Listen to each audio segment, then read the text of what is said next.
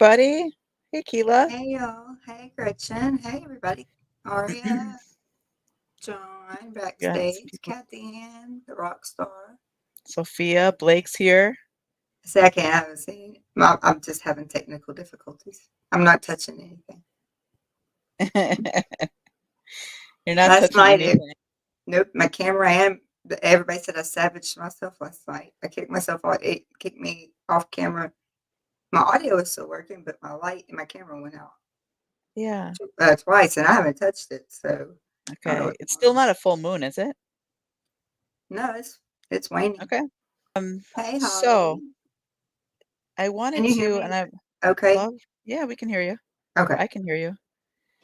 Um, so I was just telling Keilah backstage before we started that I wanted to get started. We want to talk about anxiety today. Um, and I thought it was appropriate for me, as you see on my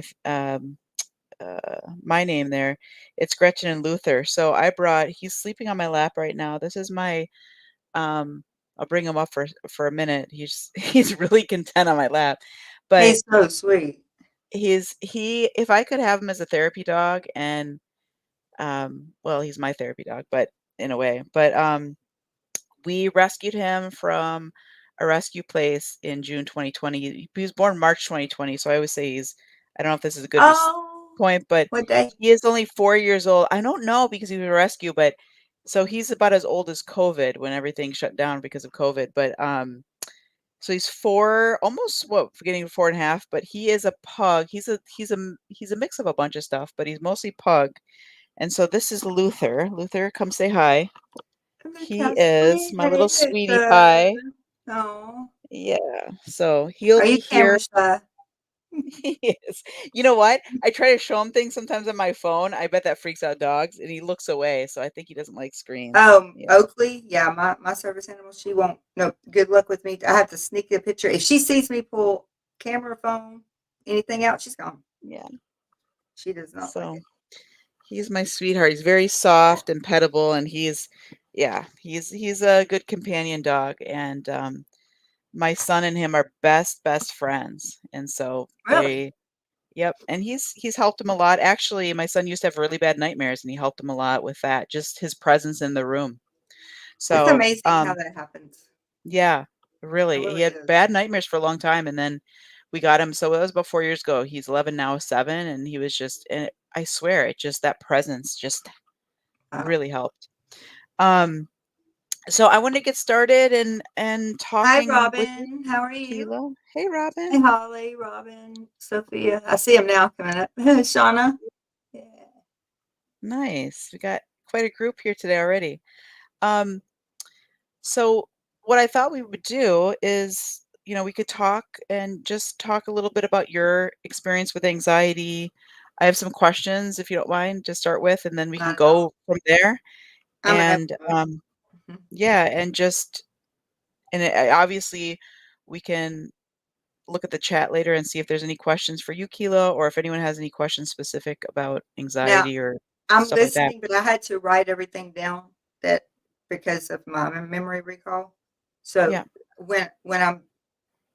I'm just reminding myself of things. So Yeah, I'm of not course. ignoring anything.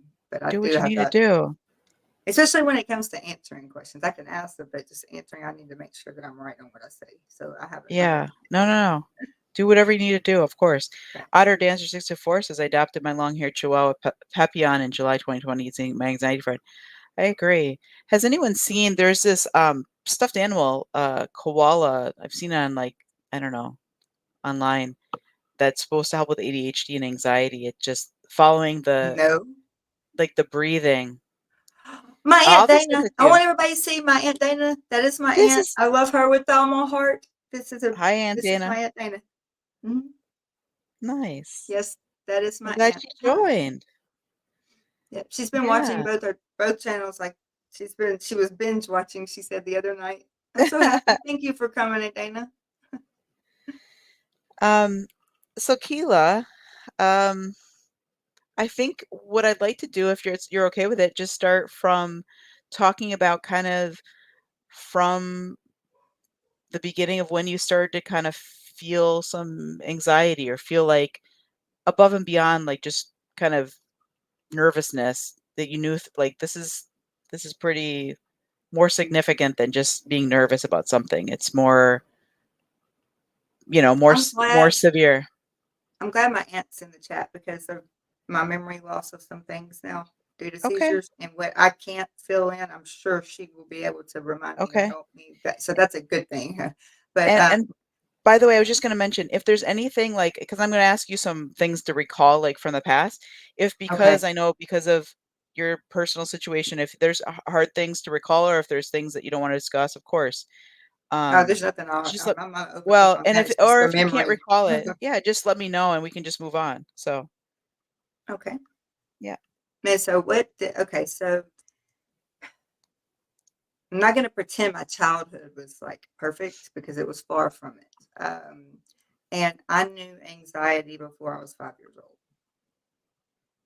I knew that there was something different about me versus the rest of my siblings. Like I knew that they were always playful and wanting to play, and I started that feeling the yearning to have to please, please, please, or the caregiver, or whatever the case may be. And I'm really not. I'm looking for the word, but it was different.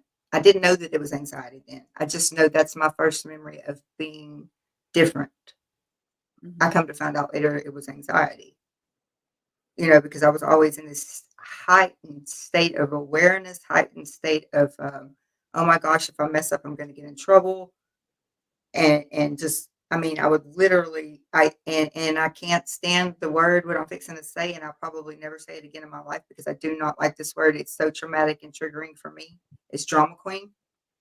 Mhm. But that's what I always was called my whole entire childhood. And people didn't understand that it wasn't me being that. It was I didn't have the words or the tools at that young age to express what I truly was going through. Now that I can look Mhm. back and see what it was, I can call it. But when you're young, you don't know that. Yeah. And so you noticed that there was something, you were in this heightened state. Did you have the words at that time to put on that? I mean, how did you describe it, or how did you think about it? The word. No, I didn't. I was always taught kids are to be seen and not heard. I grew up in a very you know, fundamental background. Mhm. And then if I'm missing anything that you can think of, please put it in the chat. Um, and so anything at those earlier times that you used to manage it, right? Because, like, being in that state, uh, being in that heightened state of anxiety or, tenseness, let's call it, or whatever you would like, you seek some kind of way of coping with it or compartmentalizing it or some way of dealing with That's it. exactly you just said the How perfect word, it Gretchen. was it My compartmentalizing? mother How did you my deal with mother it? taught us my mother taught us at a young age to compartmentalize, and I find out that my therapist told me that was the worst thing in the world to do. And I mean, you don't compartmentalize, but my mother has always done it, and I guess because she thinks it worked for her, that it's supposed to work for me. I'm not saying anything bad about my mom. I love my mother, but I'm Yeah. just saying what she taught us to do because she was going through so much. I mean, she did not have an easy life, and she tried to make our life as good as could be, but it was nowhere what it should have been, what it Mhm. could have been. Let me put it that way, what it could have been. But I didn't do anything. I compartmentalized a lot of it. I wasn't a bad kid that I remember.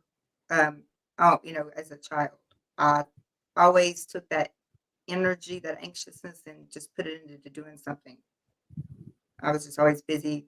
When I got in school, I had to make straight A's. I had that on myself. I mean, then I started turning it inward, and I put more expectations on myself. I think, and then that just made it worse. Physically, did you have symptoms? Uh, I know what my aunt's gonna say. I don't know how old I was, but I do remember this. My Aunt Dana, my great grandmother, used to say something about her gallbladder, and my mom had asked me to clean my room, and I remember I have to laugh at this because it always gets brought up. I looked at her, I said, I can't, Mom, my gallbladder hurts. Mhm. And they were like, that's just a joke in the family. They're like, Keilah can't, Mom, her gallbladder hurts. Well, and needless to say, it ended up coming out anyway. So I don't have a gallbladder anymore. But no, I don't know if I had physical. I know that I had seizures, and I don't know if that may be the cause of them. They never found out what the cause was. I remember 5 years old being at the hospital with all those little electrodes on my head. So, Mm. I mean, there may be something to that, and I've never thought about it to this moment. Do you think that whether that epilepsy with the seizures were due to, I mean, the seizures were due to uh, something, psychological, but I mean, having seizures at that time, did it contribute to anxiety also? I mean, would you Yeah, have 5 years anxiety old, I about didn't know. having a seizure? I didn't know when I had them. I still don't to this day. At 50 years old, I have no idea when I'm going to have them. And you're still having seizures now? Yes, I do. And Yeah. they're controlled with medication, but right, the gallbladder, y'all just it makes me smile because I remember my great granny and my mom was there and my aunt Dana was there, and it's like I can't, Mom, my gallbladder hurts. Yeah, it's just Uh, funny. I'm sorry, but no, I don't remember. I guess being 5, I don't. There's a lot I used to have a photographic memory until I went into 3-week coma, and then now I don't. So I've learned to yeah. deal Okay. with that too. And so fast forward, like, you can talk about any time period that you'd like going from that age on, but um, did that compartmentalize the way you were compartmentalizing, did that change? Do you feel like that was did you do something different later on? I mean, now that you're in therapy, obviously you've learned other skills, but like before, like earlier on, So, and teenage I'm years, sorry, you're oh, going to go start seeing my neck and everything turn red because that's there's physical symptom right there. You can see it right in front of your eyes. you're getting anxious about talking about it a little bit? Hmm. Yeah, I mean, that's just what happens, and I can't I control it. know. My heart races. Let's see. Yeah, I mean, like this is just like I know how to stop these, but you can't stop these physical symptoms. 103, like right now, sitting here. 110. I'm sorry. And it shouldn't even be like this because I talk about this every day and I'm in therapy. Yeah. But what I know why I'm feeling that way because, okay, so from that time to I always had to be the big sister. And I was the oldest of 4 girls on my mom, with my mom. And I always was the babysitter, cooked the dinners, still got my schoolwork done. Um, I wasn't the perfect. I'm not trying to say make it sound like I'm perfect because by no means was I perfect. But as far as a child goes, but then from 8 to the age of 14, that's a lot of stuff that I choose to forget. I don't want to remember, and Right. that's I was in and out of in between my grandmother, um, my I don't even think he deserves that title. He married my mom and he adopted me and then they are divorced. So I'll just put it that way. In between Okay. the essay Fair from enough. him and the in and out, and that happened over till I was 14. I don't even know. I don't even know if that anxiety where it went. I was in a state of panic that entire time. But then I Crisis, right? also Survival? started learning about empath because I would get in trouble for all of the things that I knew they weren't my feelings, or I knew I shouldn't be feeling like that, Mhm. but that's where the drama queen come in, and I'm like, I would get in trouble, and I'm like, why am I in trouble? I mean, but then I learned later on as an adult that all those feelings weren't my feelings. And I learned to distinguish them between mine and because if I was feeling that way before anything else come into the picture, any other variable, yeah, I have to own that. Mhm. But if the phone rang or someone came in or just, pulled, anything around me, the environment changed and there was another variable that was interjected into that. And I started my emotions changed. I started to take notice really quick that those were not my emotions and I needed to stop, go back to mine. Mm. So that always kept me in a state of, yes, crisis, panic. My heart rate just, and I would be sick in my stomach. I mean, just, I mean, sick. Or I would just, I would stay sick in my stomach a lot. I was always, my stomach hurts, you know. And I believe that was a lot to do with that as a child. Yeah. And just knowing that about yourself and having that awareness and um, having some pretty significant trauma happen. And then knowing all of a sudden, like you said, the empath part of self was brought more into awareness. That's a really good skill to have, I would imagine, to set those, to redirect yourself and say, okay, this is not me. This is someone else. I gotta And I wish I get would have back to learned who that. I am. What's I that? I'm wish I'd have sorry. learned that at a young. I wish I could have learned that at a younger age. Yeah. I didn't really learn that until um, I was, yeah, see, and we were always taught we're to be seen and not heard. You go to someone's house, you sit down, you don't move, you don't ask to go to the bathroom, you don't ask for a drink of water, you sit there until we leave. That's Yeah. literally how we were raised. So So a way of just keeping quiet and not a different type of silencing in a way. Is yeah, I think that comes up a lot. Yeah, with I trauma was in born in particular. '74, and the next sister was born in '76. And then I Mm, had a brother that was born after that, I guess 78, I think. And then two mm, more sisters after that. Um, mm, and it was, I don't know, they always seemed calmer. Plus, my dad would, okay, so I'm going to say my dad, he married my mom when I was 5. He took, he took us like we were his own and never looked back. He never did. He was my dad in all the ways you could ever imagine. And he was murdered on September 10th of 2000 here in this town that I live in. Now, my biological dad that I found out later in life, he, I knew him my whole life, but I didn't know it was my biological father.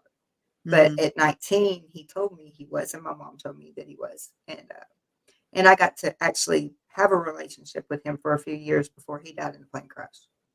So but Wow. my dad, that I call daddy, Stephen Earl, I call him daddy. I mean that he was my dad, and he was murdered in some September 10th of 2000 here in the same town that I live in. What is the odds? Mm. And so having that, I mean, that's quite a lot to deal with. And like someone said in the chat, like just you had to be adult at an early age. And what does that do for your mental health? What is that? How does that affect you? And then you have these big losses that happen with, your father figures in your life. Yeah, Yeah. That's a lot to be yeah. responsible for younger siblings in a young age. Yeah, you're right, Robin. Um, yeah. My mom, in her defense, I mean, my dad, God bless him, but he was an alcoholic, and we all knew that, but Mhm. it didn't matter. We loved him unconditionally. He loved us unconditionally. Him and my mom didn't always love each other unconditionally, but they were soulmates. And when he got killed, they killed half of her. I mean, they might as well have took her too, because she's never been the same. Nobody will ever get to meet the mother that raised me. Mm. She's gone. So, So that's and that, like you said, that's a double loss at that time. yeah, yes, because she's gone. Yeah. Um, she just exists now, and I don't know. I compartmentalize is how I dealt with it, and through all those years, because my mom was she's a psychiatric registered nurse, and she is a great mother. Don't get me wrong. I mean, but she worked 3 jobs trying to support 4 kids and a husband, and you know, and life wasn't perfect, Yeah. and we did what we had to do. And I think I just compartmentalized because that's how I was told to deal with it. And one day my compartments just all blew open. And Yeah. I've been in therapy for it. So the messaging from your mom at that time was like compartmentalize and don't talk about it. Don't definitely like we're not going to go to therapy for it, or was there a Never message of what was the message about your anxiety from we her? it was never even identified as that as a child. Okay. Never. I was drama queen.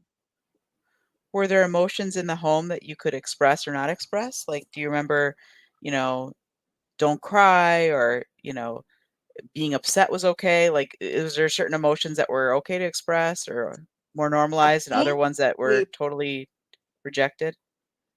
there was a difference in me and my sisters. I will say that. Okay.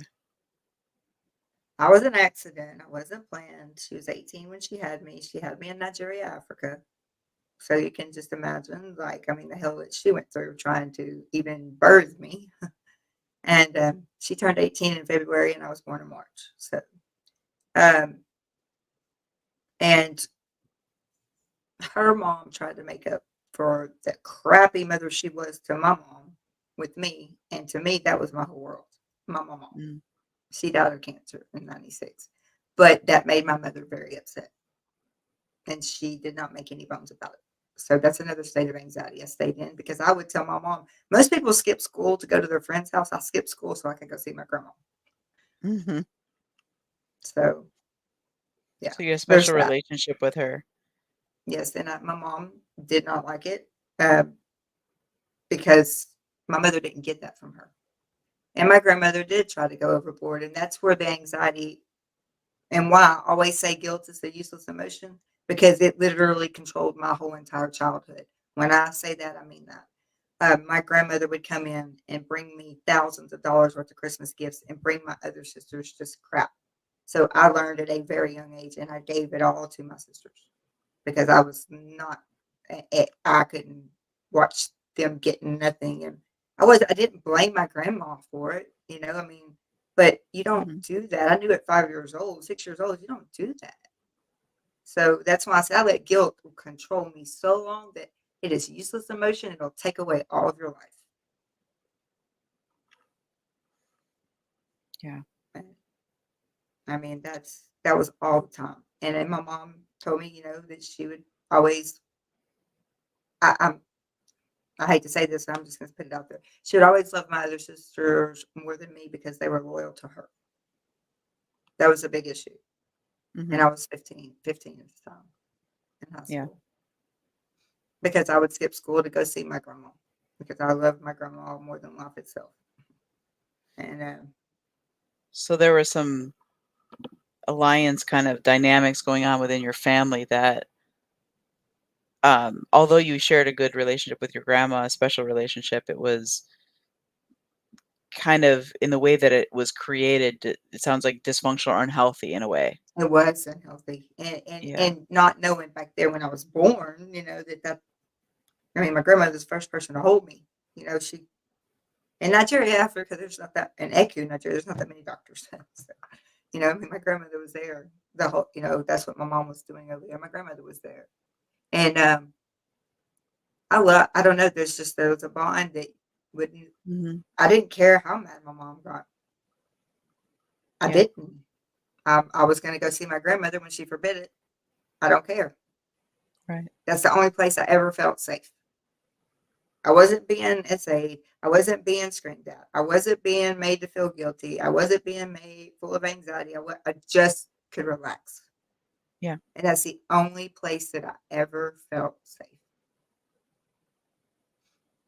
It's a pretty powerful thing. I mean, that was like your refuge. That was the place where you felt safe. And Um, when she died, and I was there in the hospital, she had cancer. Um, her and my mom, it was a beautiful thing. My mom told her, I forgive you. Because you know how they wake up and have that one lucid moment. And mhm. it was such a beautiful thing to see that. It I didn't is. even want my grandma to see me. It's the last thing she saw. I was so thankful for those 7 days that my mom and I spent up there with my grandmother. And it was so beautiful to see my mom say, and it took me EMDR, it took me therapy to understand that my mom wasn't being selfish. It's what my grandmother needed to hear before Yeah. she went. Intergenerational. Yeah. Yeah. And my mom always said, that I wasn't able to have kids. And I broke the generational curse by not being able to have kids. And I still don't even know to this day what that meant. I don't know if I was blamed for that or not. I don't know. But she tells everybody like it's a good thing that I broke the generational curse because I wasn't able to have any kids. I'm not sure what that meant and what she meant by that. Hmm. I still don't know. My mom doesn't talk about a lot of things. As if the person can't choose for themselves, and that the idea of a curse is very fatalistic. It's very fundamental, very. Yeah, It's always the woman's fault. Everything that happens here, I mean, it's just, yeah. yeah. Marilyn and I come from the same background. That's why Yeah. Um, so then at what point did you decide to go get therapy? Where was the point for you that you said, "Hey, I'm gonna go. I need some help. I need to figure this out, or I need." Well, what was the um, point for you? and it wasn't but just a few years ago. I think I've been in therapy for 2 years now. Um, Okay. I've been seeing a psychiatrist. I mean, I knew I had. My mom told me, she came up to me one day. She's like, "You've got to go see a psychiatrist. You've got to go get something done with this ADHD." She said, "I Yeah. know you have the same symptoms I do," and she was right. I mean, I blew that test off the charts. Like, I definitely had adult ADHD. As a child, I didn't. I mean, I made straight A's all through school. If I brought home a B, I was asking for more homework to make it up. I didn't. I never. At the expectations I had was perfect, and Kathy was right about that. Mhm. And if that's what she meant, that's where I'm at. That, yeah, definitely. I Yeah. was So it says because you definitely have if you're perfectionistic, if you have that perfection, you want it perfect, you feel like you can control the chaos, you can control a lot, right? right. You can I have can a control lot of you, but I control have to over take that things. test. If I take that Yeah. test, that's me taking that test. No one Yep. telling me what the answers are, so I'm going to learn to do the best I can do. Now, at home, things like that, no control over chaos. We lived in it, Mhm. and we had all these emotions. And please go back to the question you asked me because it's in my head and I can't remember what I was going to say. No, no, no, that's fine. When did you start? What was the point where you decided, hey, I need therapy? Oh, This therapy. is, Okay. yeah, Uh, so I went to the doctor. I was diagnosed with ADHD. I got on medications. Worked great. Like, I was like, oh wow, because my mom's like, Keilah, you start 50 projects, you never finish anything ever, ever. And I'm like, I'm sorry. I didn't realize it, but she's right. I looked around my office and I was like, oh my God, she's right. And yeah, I don't know when that started happening. It just evolved. It just became, I guess it was just there. I didn't realize that. And I was so happy. I was starting all these projects, but then it took her to point it out that I never followed through with them. And I guess that's when it started. After I was married for 17 years, and he cheated on me, and so I left and I moved. I lived in Louisiana, and then I moved back home over here in Texas with my family, with my mom. And I wanted therapy then, but I didn't get it. mm, I should have. It was 2009. And so what I did was about 2 years ago. I mean, I have a very stable relationship right now. I couldn't be more blessed. I mean, I have a stable house, no chaos, no drama.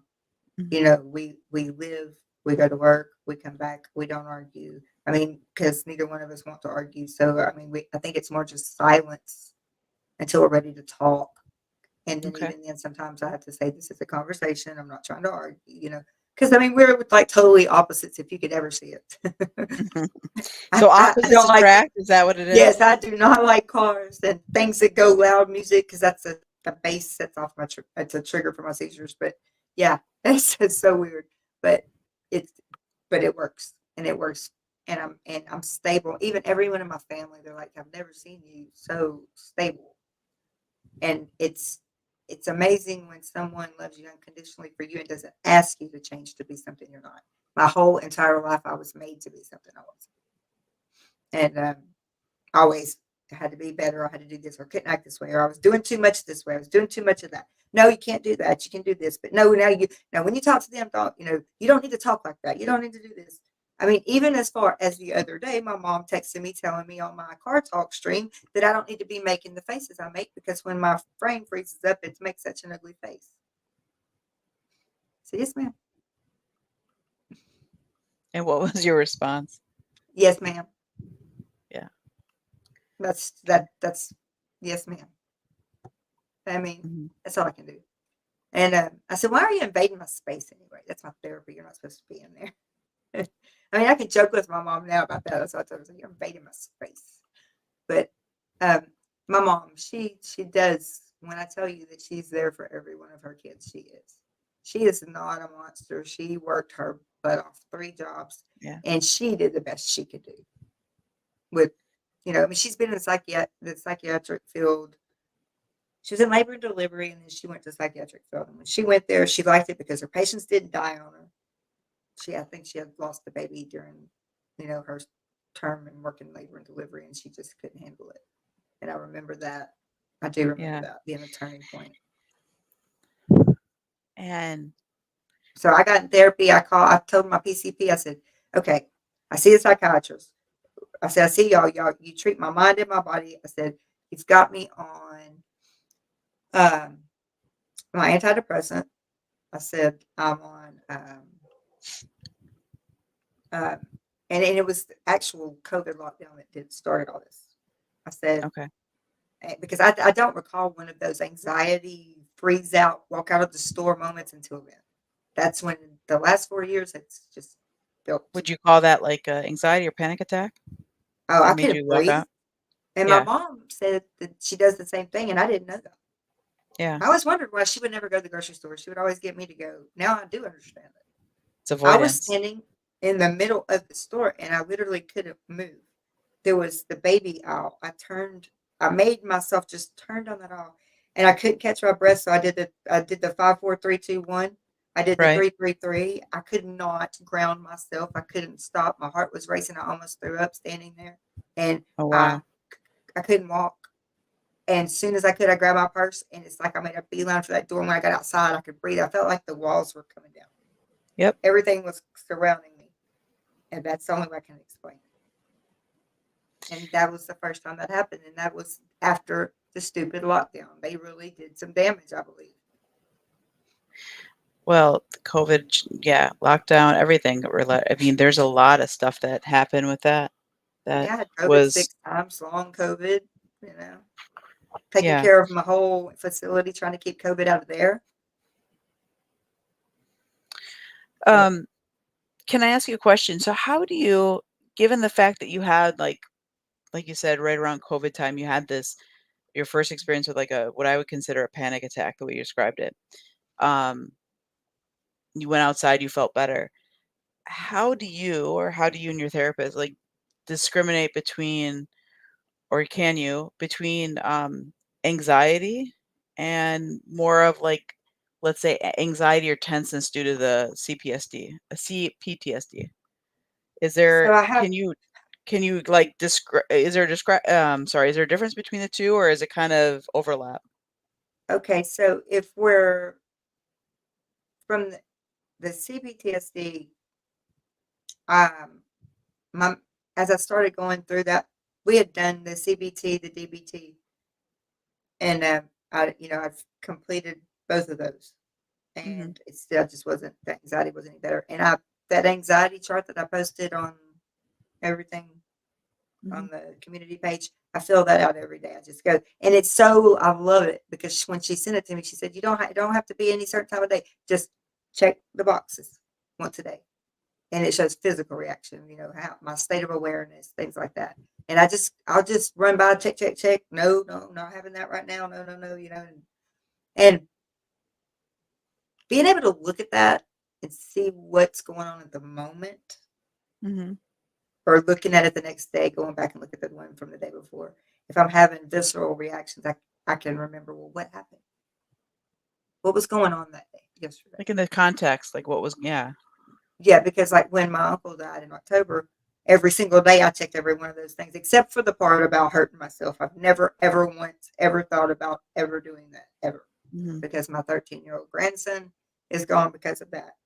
And my sister's husband is gone because of that. And I would never even think about it. And I'm not trying to be, this is me. I'm not speaking for everybody. I'm saying this is me.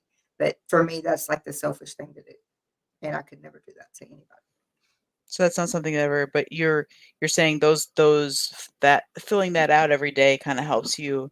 You It can look does at because I past can go ones down or there. yeah. Yeah, and if there's something that happens, like something out of the ordinary, I'll put it Yeah. a little mark at the top of what it was, so I can remember because I can't remember when I do have my next session and I turn that in. I can tell Mhm. her what took place right there. That's why it was different. Yeah, that So makes that's kind of sense. a way that we're trying to differentiate the two. Yeah. That and is there something like you said you do some of those grounding exercises, something that particularly that you find like a pattern that from looking at those sheets, the pattern of the some triggers for your anxiety, not necessarily your PTSD. I mean, we can look at it separately, but like the anxiety per se, is there something that triggers it often or no? Not that I know of. No, I mean, Kathy probably could answer that question more than anybody because I call her. I have my phone's always with me because of seizures and things like that. But with Kathy, all I do is hit help, and she immediately is on the phone with me. Yeah. She's my grounding person, and she doesn't leave me. Like she's there, even if I'm Yeah. all alone by myself. But she understands it, and Yeah. I don't really know if there's a pattern. I haven't seen it. I just Okay. sometimes I'm okay. Sometimes things that shouldn't bother me at all put me in a state of I can't watch football is my life. You don't understand. I'm a football fanatic. There's two I'm guessing things you're that a Cowboys fan? oh, you think? Yes, absolutely all the way. You're not And you're it's not a fight in this house.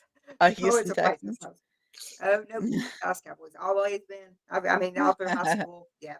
But um, I've noticed I'm and then music, Nashville. That's like my second home, and I Mhm. haven't been since 2019. I couldn't even. Well, there was two things with that. What Kathy just said. What'd she say? I think she likely has multiple triggers, but I think a big one is a fear of not being able to do everything everyone may want from her. Okay, that's fair. Do you That's think that's true. true? I think that's true. I think that's actually factually said because I will have two phones ringing at one time, trying to get dressed from work for work, or trying to get dressed to go somewhere and not be late, and I can't do it. I do freeze up, and I can't move. And I mean, obviously, it just came to me. I mean, that could be related to, right? Not being enough, feeling like you're not enough, people wanting you to be a certain way or a certain right? You Wanting said that earlier everything about that wanting everything from me, want me to give everything that I have, mhm, but I now I can impose some of those emotional boundaries on that and say I'm not going to answer that phone until I'm finished getting dressed, and I silence it. right. So there's things I can actively do to help combat that, and I do that. There's not always I could do that because if I've got somebody going through psychosis at work, and then I've got my mom calling or somebody family calling on the other phone wanting something, and it just seems to always happen at once. I can go for 3 or 4 hours and it never rings, and then both of them start up. So Mhm, yeah, I would I would definitely say yeah, Kathy. I would actually say that's perfect yeah. Um, it seems to because I happen do. I call more when Kathy. she Y'all has don't a lot understand. of She grounds me. it seems to happen more when she has a lot she wants to get done and fears she can't. Is taking on too much also part of it? I don't think Or so. no? I think Just my opinion, but I think she fears what will happen if she doesn't handle situations or tasks herself and it goes wrong. I can identify that. That if I can don't go do it back to if I the don't do it myself, then it don't get done. yeah, or that can go back to obviously the control piece of anxiety, right? It does. Or being let down. I've asked somebody so long, and Yes. when you finally stop expecting them to do it because you know they're just not going to, and Right. you got to do it yourself. And that's Yep. probably a crappy way of looking at it. But I mean, if I want it done right, I go do it myself. Not feeling you're good enough. Quite familiar with that one. Brian says, it's a real bitch to get through, especially for us artistic types. Yeah. And see, I'm That's more the analytical mind. And I think that makes it even worse because I don't the music for me, I'm vice president, Global Country Music Association. Um, the the chairwoman of the ambassador women of ambassadors of women in country music committee, things like that. That is music was my life. But Christmas morning of 2020, the place that I stay at every single time I go to Nashville was blown up and by a mhm, bomb. Okay, I would have been there in that pit. I wouldn't be here right now. yeah, I, that's yeah, something that I had to have not even processed it. I haven't yeah, been back to Nashville since, and that was my peaceful, happy place. I always went. I mean, that was without fail. Everybody, my family, when you go to Nashville, yeah. and The hard part the hard part is this. I always say anxiety and avoidance are best friends. And speaking to your point about Nashville, it's like and I hear you, it's like that just that thought is just, wow, mind-blowing. And yet, the anxiety you may have about going to Nashville, it's like and then you avoid it, right? And then it's like it's I still do. there, though. And And my then therapist told me that. yeah, and She said, "You what got we to talk go." about what we talk about in therapy is having a corrective experience. So, if I avoid always the same thing and I put in my head that not in the Nashville case, but if I put in my head, like, I can't do that, I'm not able to do that. Let's say I have social anxiety and I go into this party, or going to a social event. I avoid it, I avoid it, I avoid it every time. And then it kind of is a self-fulfilling prophecy, like, "Oh, I'm. well, see? I can't I do it." wasn't gonna look at. Oh wait, I wasn't gonna look at the chat, but I'm gonna put that there, and I'll quit. Dana, Aunt Dana, I think she did pretty good, your mom. There you go. She did. My mom did a good job. She did the best she could do with what she had, Yeah. and she taught us the same thing. So the anxiety, the avoidance. Okay. So here is what my therapist. She said you're going to go to Nashville this year, and I said, okay. Well, Did you um, ask her if she's gonna go with you? I said first of all, she said no, we're not going to hear excuses or reasons. You're not going to avoid this. And I said, she said, I really want you to go and see that it's not what you have in your mind. There you go. She said, it used to be your happy place, and you've let this anxiety and this PTSD and whatever else you're going through control it. Yep. She said, you need to take that control back. So then pilots start dropping dead, that died suddenly. Pilots are dropping dead in midair in airplanes, and uh, mass shootings are everywhere. The place I stay at got blew up in a bomb, for God's sake. I think there was a lot of reasons I didn't want to go, and the main fear was the crowds, and I was a star in the crowds. I shine, and I wanted to go to a grocery store, so we started that. She made me drive to the grocery store. That was a feat in itself. I did that, and I Mhm. left and come home. Then the next step was to just open my door and put my feet on the ground, and it didn't kill me. And I come back home. Then the next step was to walk up to the door. I didn't have to go in, but just make it to the door and make it back to my car. We did this Mhm. till I can now go inside the store and kind of control some of that anxiety. And people think that it's little bitty stupid things, but it works. Yeah. The term for that is systematic desensitization. It's a therapy term, of course, and yeah, that's exactly what she's doing is she's exposing you slowly but surely to kind of increasing, right, the exposure and then Yes. hopefully desensitizing you to that thing that you're avoiding or that thing that's creating the anxiety. And I don't know, it didn't get this bad until COVID. Like I didn't feel this is not me. I didn't feel like this. I've Mhm. been to 2 concerts since 2020. I don't think anybody here ever understands. I was going to multiple a month or a week if I could find it. I drove. I don't care how far it is. My Aunt Dana will tell you, front row don't go, and I'm there.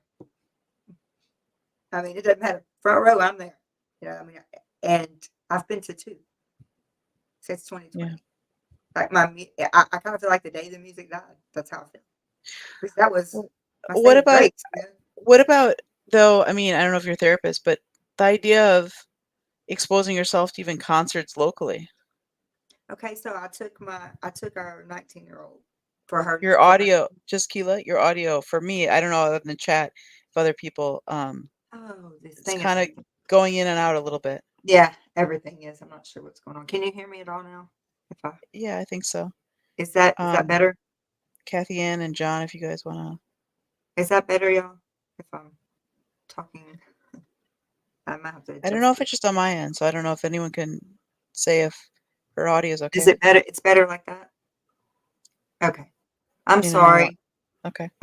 Yeah, I got some blue lights going on, and I'm gonna let him come look at them when I get through. Let me make sure it's all Okay. clear. No, I All just right, is wanted that I better? didn't mean to interrupt you, but I just wanted No, no, no, everyone that's okay. to But is that better? yeah. It sounds Okay. like it is. We'll see. Let me Okay. turn the volume up on it. That might help. Uh, if I knew how to do that. I don't even know where that he put it all on here. I can't do it. So, but wait.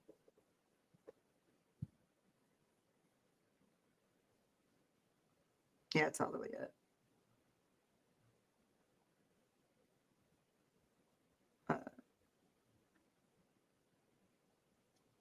Okay. Now I'll just change that. I don't know if that was any better. Can you hear me now any better? Kind of. Or or Yeah. it's probably going out. I Bye, have like Deanna. I hope you feel okay. I Hope have you're like feeling 3 okay. different microphones. I should have got the lapel one, but I don't even know where it's at. It's in my bag. Yeah. I'll change it. I'll change it out because there's definitely blue lights going on, and I don't know what I did. Did I blow this up last night? It's on That too was a high. marathon one last night, right? It was amazing knowing I needed it. And my Aunt Dana just said, Keilah needs her music in Nashville. She knows. I mean, my Yes. friends were there.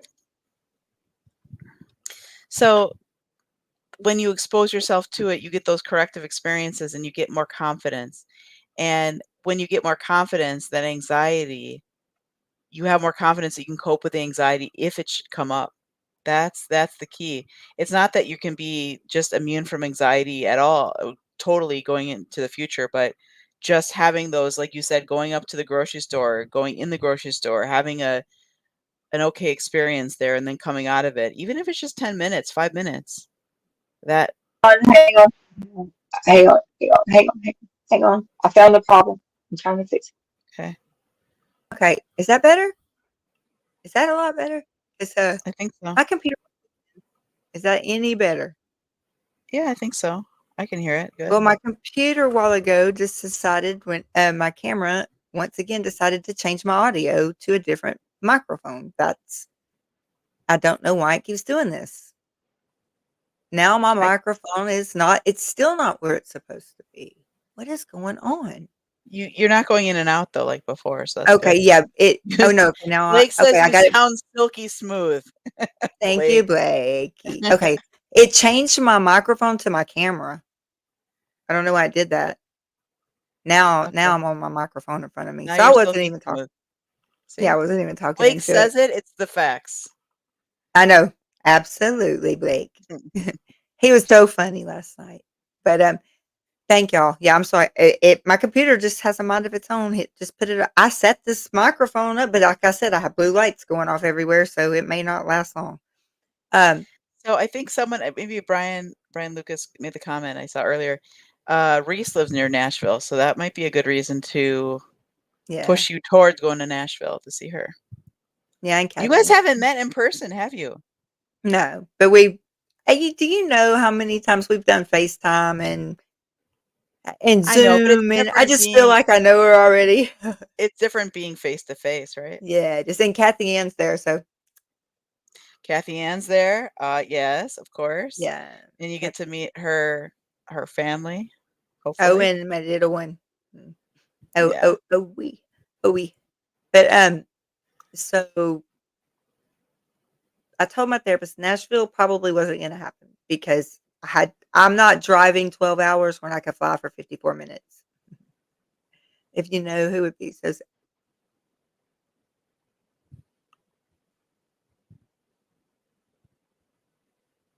I know. Yeah. I know. I know.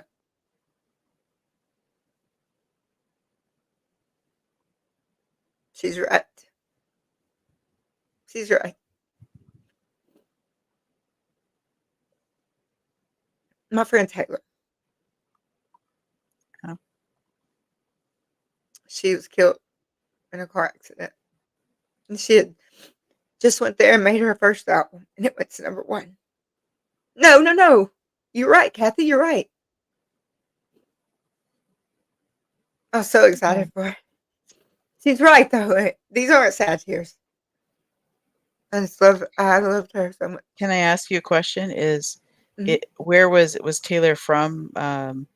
Nashville, or does she live somewhere else? Texas. Texas. Is there something you could do while you're there in memory of her? Oh, yes, go to the Bluebird Cafe because she got to perform there, and she was so happy and so excited, and she had never been. She went over there to record her album. Yep, and she recorded her album, and it went to #1. It's incredible. Yeah. I just wish she'd have been here to see it. Yeah.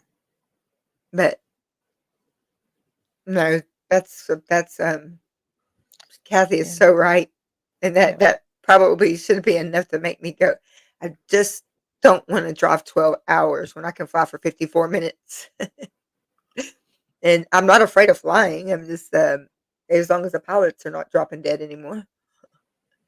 But I'm still scared of crowds. So you asked me about going to a concert. I I went to a pretty daggum big one. I took our 19-year-old for her 19th birthday, or for her 18th birthday, maybe it was. Yeah, it was for her 18th birthday. Um, I took her to see Cody Johnson, and of course, I'm front row or don't go. So I bought, well, I like that. her daddy bought the tickets because I said we're going front row, we're not going, and they were, yeah, and those were pretty Okay. cool. No, like I always say, that little meme that goes around about, oh, I was going to start saving all my extra money, concert tickets. Yeah. No, that's me. That's me. But I mean, I drive to Houston.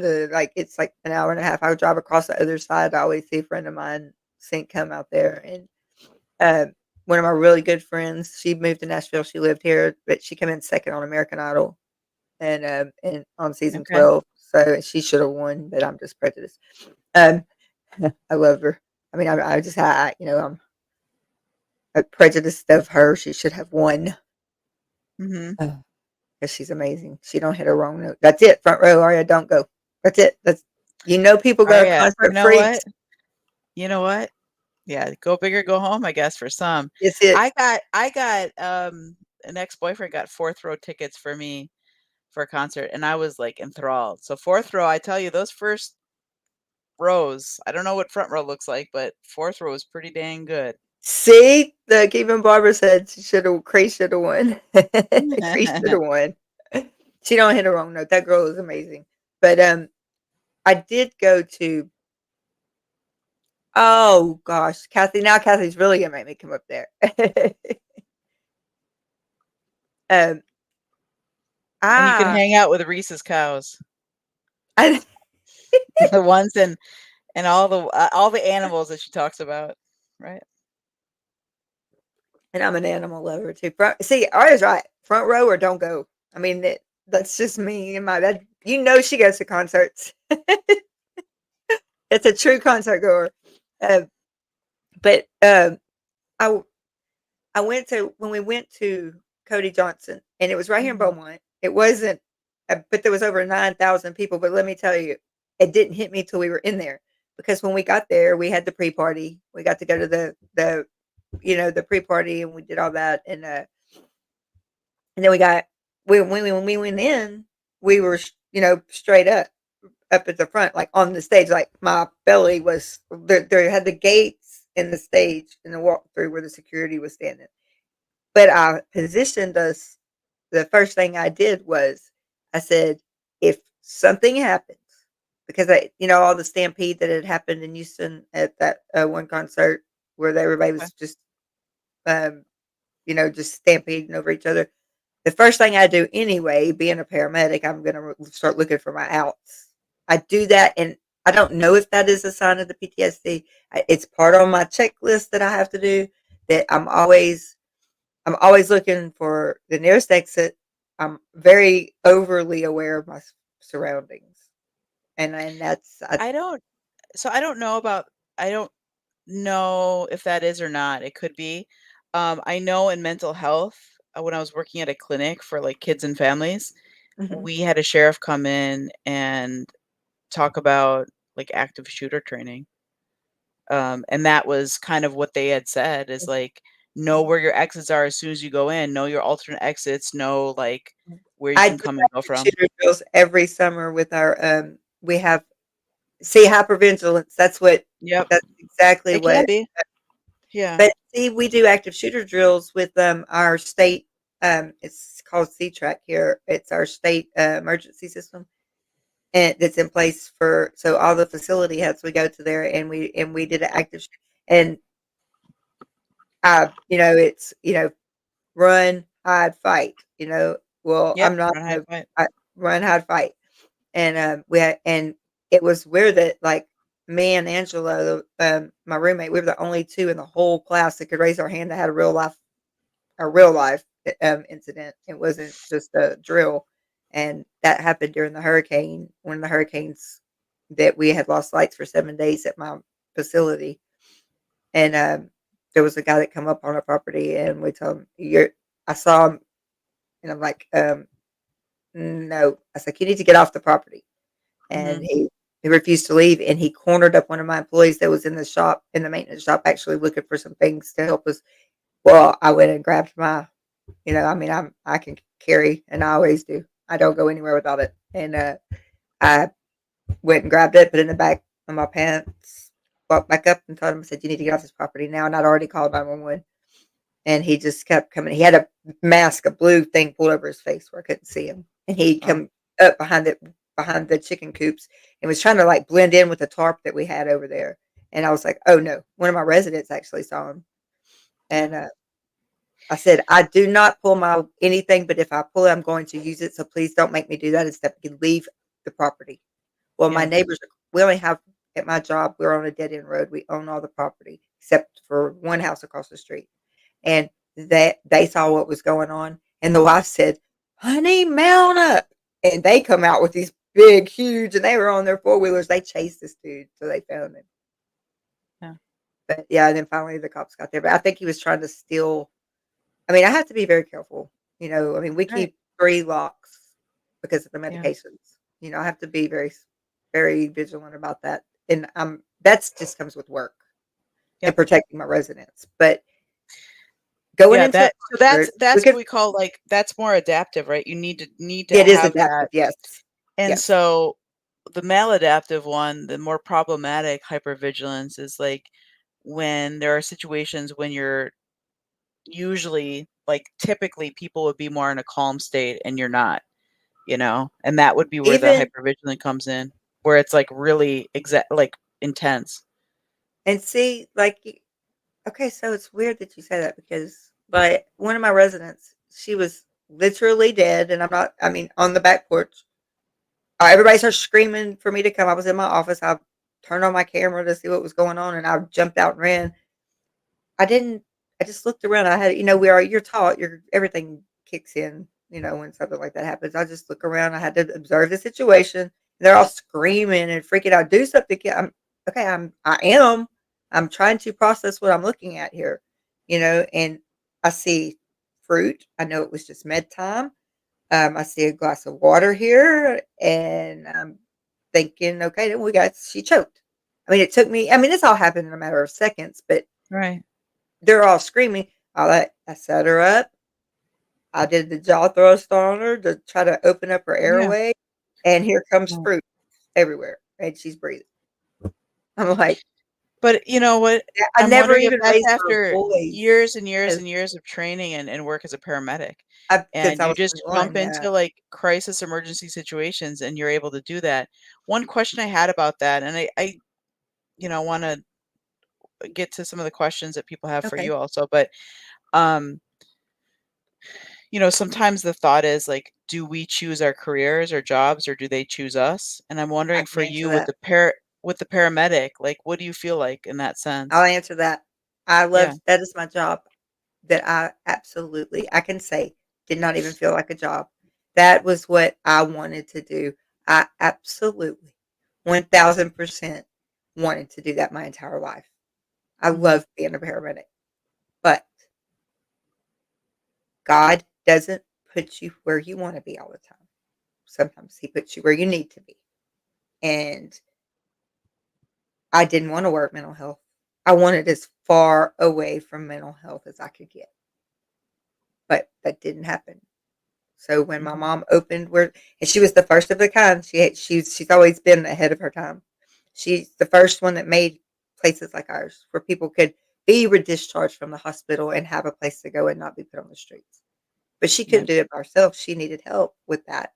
And so when I wasn't working on the ambulance, I would drive over and spend, because I was always off 72 hours. We were on 72, off 72, and Yeah. and then I would come drive over here, and I would stay over here during the week and help her or my day, and then it got to where I ruptured the lower disc in my back, and I was out for a long time with that, Mhm. lifting a patient. And so when that got fixed, and I was out for the recovery, I stayed over here and worked over here with her. And then, but then when I got my divorce, I think a lot of that had to do with, and I will take blame for what I need to take blame for, is I was never home. I was either working or working. I mean, he might have saw me for maybe 2 days in the month, 3 days in the month, and So if that's what caused the divorce, and that's what caused it. I mean, he went back to his high school sweetheart. We were married for 17 years, and then I was just alone. But when I say alone, I didn't just leave. I didn't leave. My mama had died. My dad, my biological dad, had died. There was no. I had no family left over there. So then that's the reason I was staying there to begin with. Yeah. But when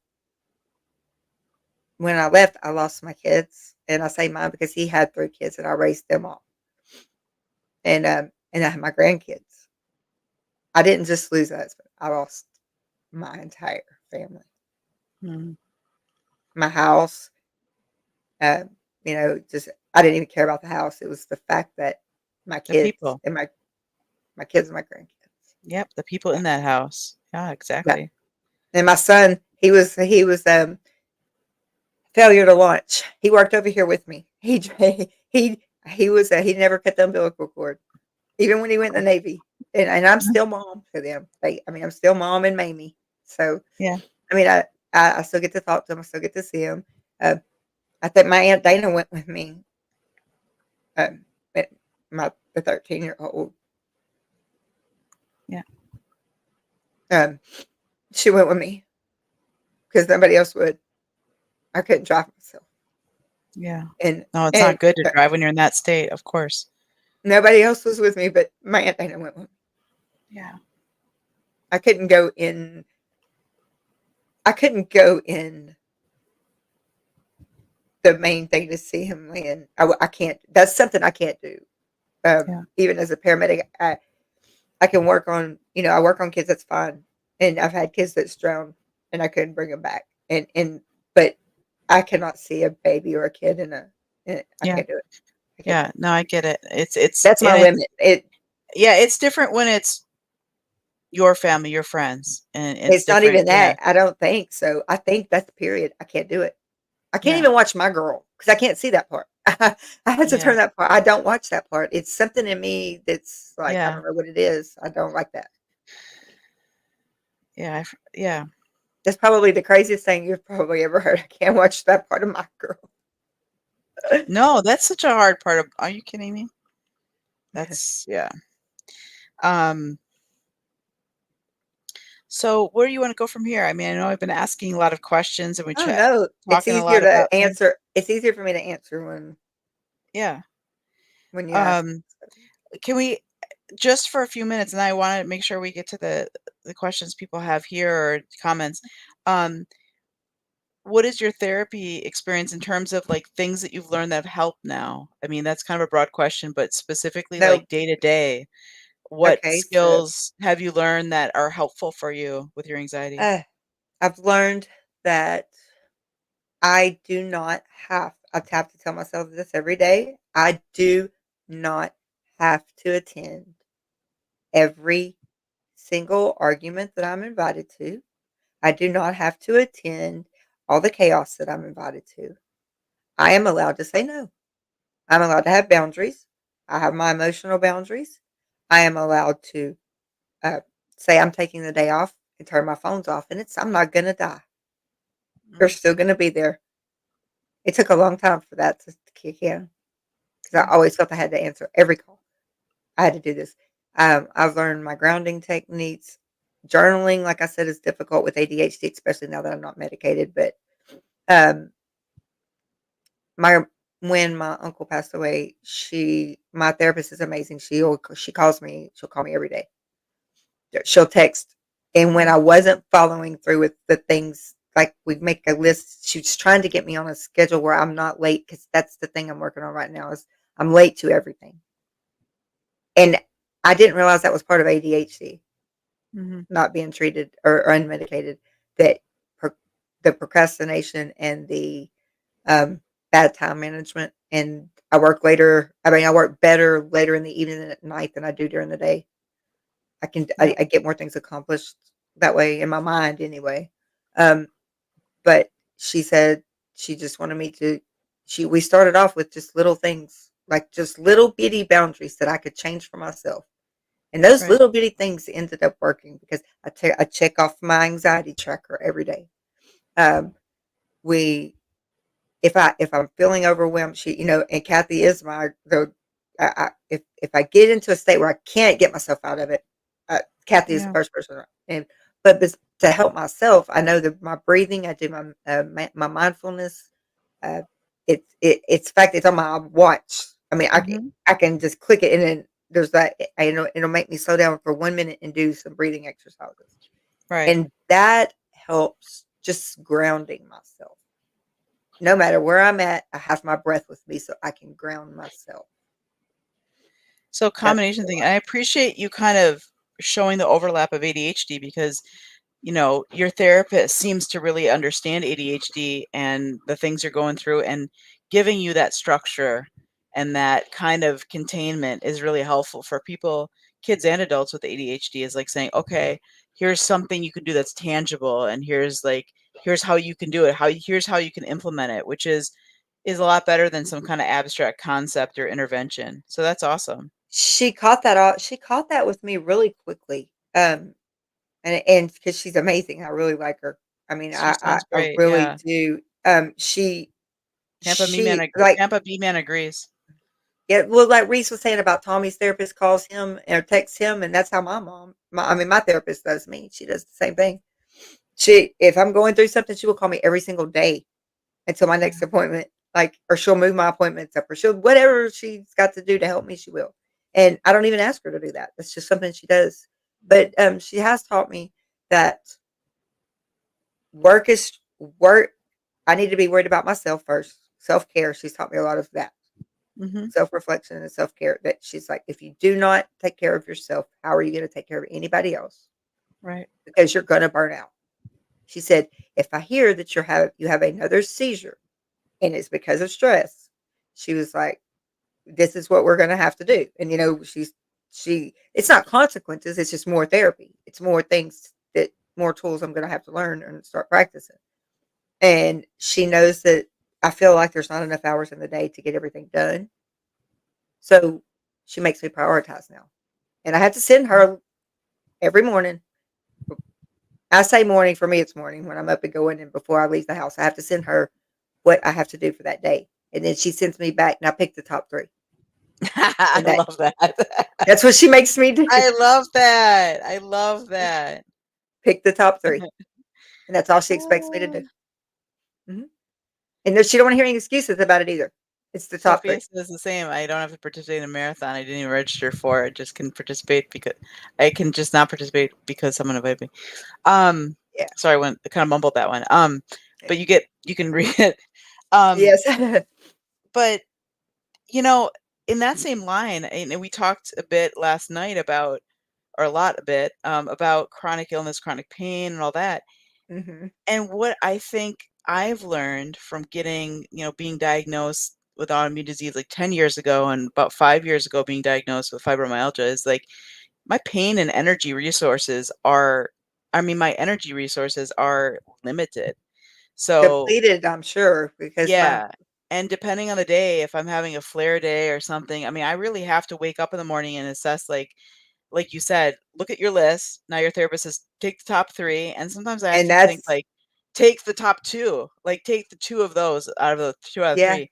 So, what I feel like, if I reframe that and turn it around, is, like, I'm more intentional about how I live. I'm more intentional about, like, what my priorities and what I value, you mhm. know? Like, sometimes, I'm using examples, sometimes, you know, making sure I clean the bathroom is a priority, and it's at the expense of going to the park with my son, and we just watch a movie together because 'cause I'm exhausted or something. Mhm. Or, you know what I'm saying? Like, so you're Just what kind I of did like yesterday. yeah, so and Yesterday, sometimes I might have the energy to do both or even make from scratch, like, some kinda homemade dinner, and sometimes, you know what I'm saying? So it's like, what is your priority, and how do you shift that, and how do you live more intentionally?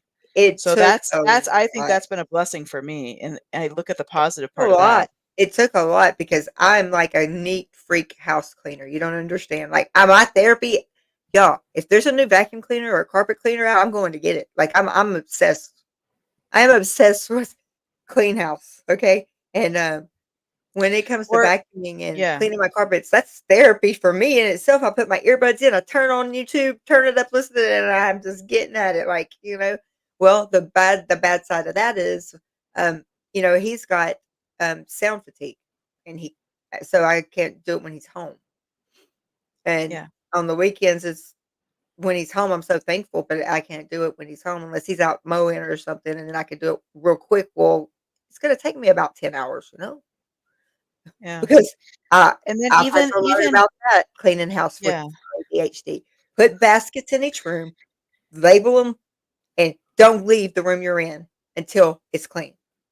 And then yeah, you can take those baskets and go to whatever room they go to, because otherwise I'm gonna start on each room and I'm never gonna finish anything. And that's a real problem. and so knowing that for yourself is like the cleaning your house or cleaning a room is actually therapeutic and can help you It is. decompress. It For does. me, it can be an ener depending on the day and stuff, it can be an energy drain, and so what I've realized is, and I come from the Midwest where, like, you don't hire people out to do anything that you can do Nope. yourself, and so I've had to learn that for myself is like, okay, if I have extra financial resources, it's okay to have someone come clean your house if you realize, like, you're not wanting to spend your resources on I'm that. looking at this No bottom one one. but me loads a dishwasher No, correctly. no, that's here too. Facts here, but no, Oh my gosh, that's so funny. that's I funny. thought That's I the was thing. only one that loaded the dishwasher correctly, Tampa B man. No, she's like, "I We bought all have our $100 own worth of thoughts, huh? cleaning products." Yeah. That's it. Yeah. So, yeah, it's just that, but, yeah, trying to run around and do everything, that could be stressful. Wait, what's this? I saw a tip the other day for cooking. Get it up, use it, put it back. Don't put it down. Also put perishables like fruit in the door, not the drawer where they Oh my God. Do you know what Daryl would say in here right now? He would be like, Kathy Ann, you're a godsend. He grabs to me so much about, do you know how much stuff we buy and you just let us? I forgot it's down there. All my lettuce, all my salad stuff. I forget it's there. Yeah. So it goes bad. I bought this cool, see, add to cart. I told you I had an add to cart problem.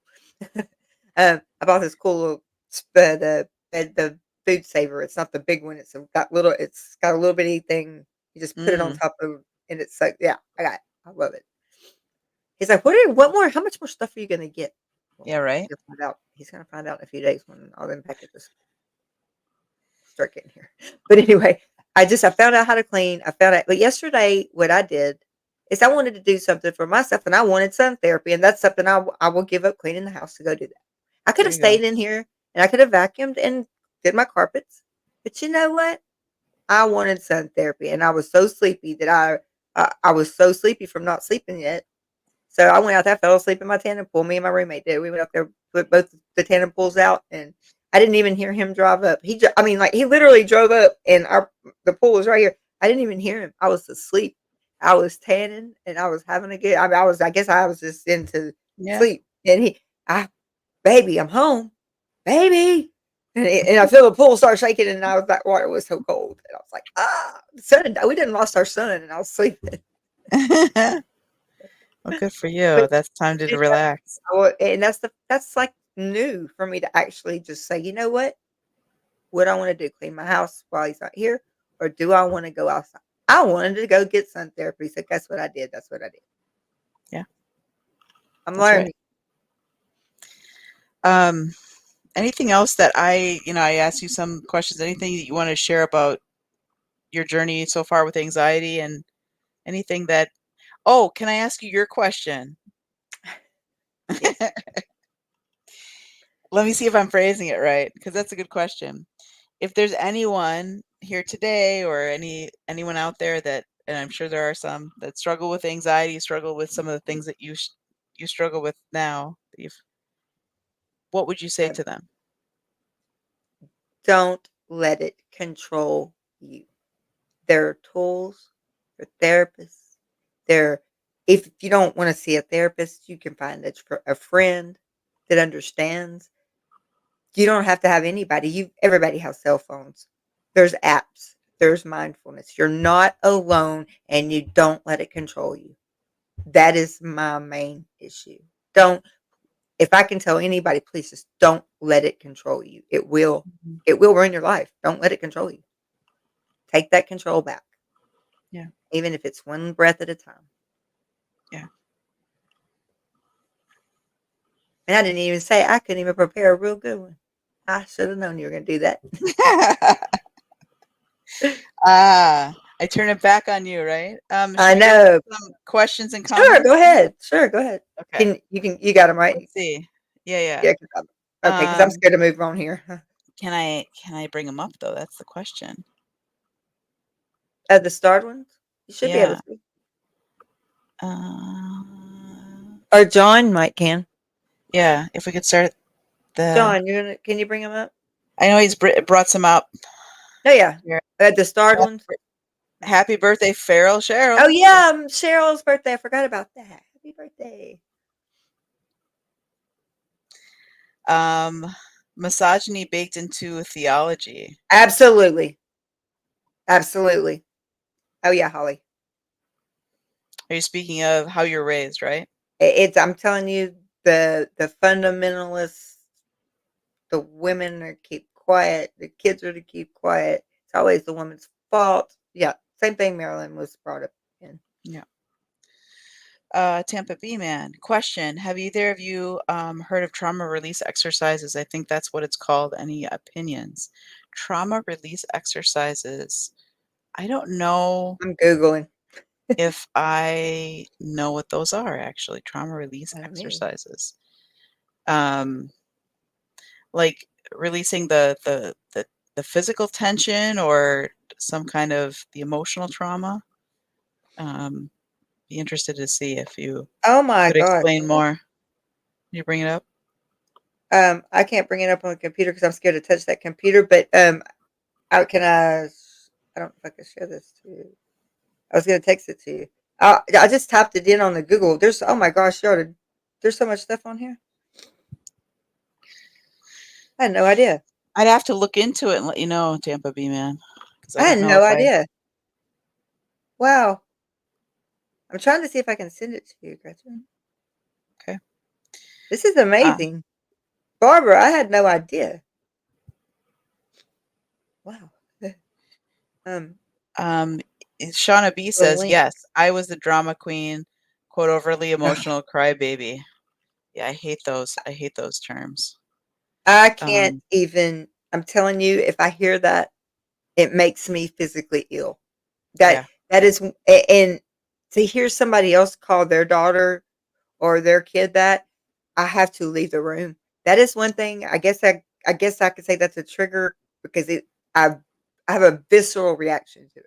yeah, I can't. I don't want to hear that word like at all. yep. No, and it's so judgmental. I mean, what does that do for someone? What does that do by saying that? Um, Well, to us, it's me. I know what it meant. Shut up and sit down. yeah. Yeah. Stop being so emotional. Stop being, and why is that a problem? Yes. maybe instead of that, come at me with some compassion, ask me why I'm emotional. Um, Yeah, right? that would have been a different life. Yeah. Yeah. Kestrel 42. Oh boy, anxious is my baseline. I had no idea that the rest of the world didn't walk around on 8 out of 10 on the panic scale. Yeah. I panic. You know what's funny when you say that, Kestrel? And everyone has their own baseline, right? I mean, when we think about people are like, if you think of even like how someone approaches situations, the thought of type A, type B, and what that looks like. Um, but yeah, like some people have a certain level of their baseline, and maybe that's, and sometimes it can be harder to learn ways to calm down. And I've just had someone recently tell me, I can do this, this, and this in terms of calming strategies. I just can't do like a silent meditation. And I said, you know what? That's okay. Because if you're naturally, your baseline is higher up and there's things that work for you to help kind of relax and calm you, perfectly fine. And the other things may not work. And what's So, funny is that I think I don't know. I'm sending you one more thing. Okay, I'm done. okay. I think I'm not. I don't know, but I lived in this heightened state, just tension, so long, Hmm. so much tension, and I kept it all on the inside. I mean, like I've grind. I know that seizures. I broke a lot of my teeth right here from seizures. Clenching, but I had no points on my front of my teeth because I just grinded all the time, and Right. And mindfulness, I s there's this one guided one, and it's not even 5 minutes. It takes like 2 minutes literally, and you close your eyes and you just put your feet on the ground, you're sitting up, and you start with your right here, relax this, and you Hmm. just I visually go there in my mind and relax and breathe. And then my jaw, relax my Right. jaw. Because it starts like right here and then just all the way down and my shoulders, and then my neck and my shoulders, and then I'll go all the way to my feet. And by the time I get to my feet, and I can breathe just a few deep breaths in and out, I can get up and go. It's just like a lot more Yeah. relaxing. One thing I was going to just share with you all, because I use these like workbooks a lot. Something I brought this out, like the cognitive behavioral therapy, cognitive behavioral workbook for Uh-huh. anxiety. Why I like something like this is, and even if you're not like you're on the fence if you want to go to therapy or something, it has like what Keilah you were talking about, Yeah, I took checklist, the progress. CBT. Yeah, Yeah, and like the checklist, DBT. progress reports. It's really Yeah. like usable. And you can make Yes. copies and just like exposure hierarchy, kind of what we're talking about earlier. Yep. And like just so many different exercises because I think self-help books can be really fun. I mean, fun in the sense of No, they I can be really like it helpful, because it's written and I can. but It's written. right, It, especially with a workbook, there's like a paragraph or two, especially having problems with focus and concentration. And then it's like, okay, and here's an activity or an exercise that you can do to process this, which is super yeah. helpful. So, and Deanna Doney, I know you put it up. I want to just read it if you could, John. Let's see. The one, where is it?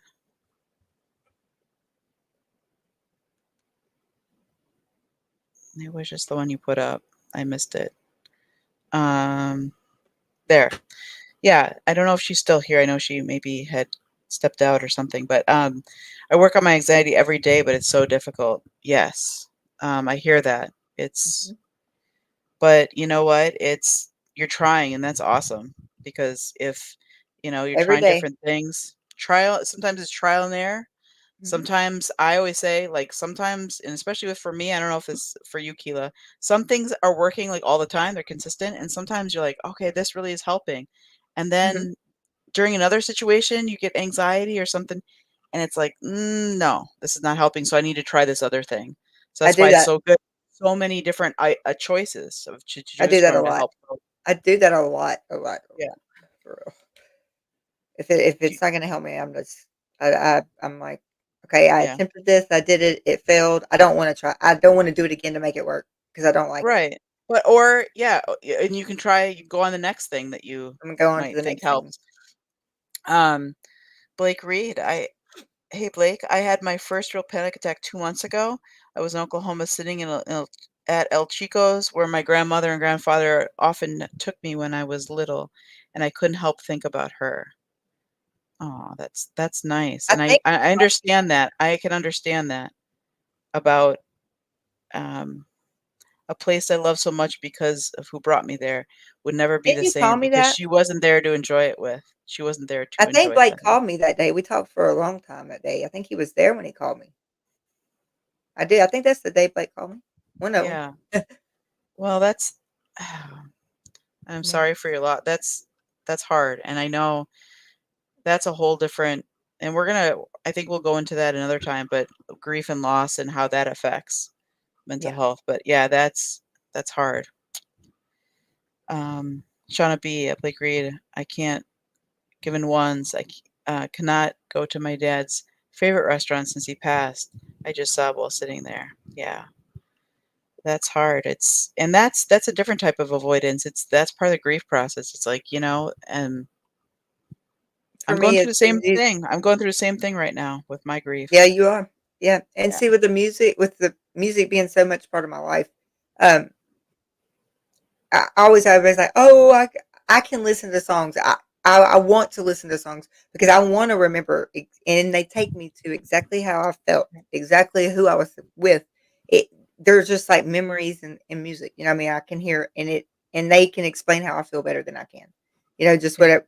But there's one song that I absolutely will not listen to, cannot, won't do it at all, and that is "Half the Daddy Didn't Have to Be" Hmm. by Brad Paisley. My He didn't have to be, and Yeah. he was. Sophia, one of the best things my grandma did for us was make us non-avoidant and push us to go past our comfort zones. COVID still made crowds and grocery stores harder to deal with. Yeah. My Well, family's that's just a bundle of secrets, and so everything was just always hush hush. She didn't talk about anything. yeah, So now you yeah. just got a bunch of screwed up kids, grown up adults. I mean, But I'm glad that your grandma, Sophia, was able to do that for you because that's a wonderful thing, stepping outside your comfort zone. A lot of people will say that not to truly grow, you need to step outside your comfort zone and push yourself in those situations. Sophia adds, um, I usually go about it, do what you want to let the anxiety or fear win. Works for this stubborn competitive personality. that Sophia, that's what I was saying. Yeah, to telling everybody, don't let it control you. Get a hold of it and control it. Yeah. Hmm.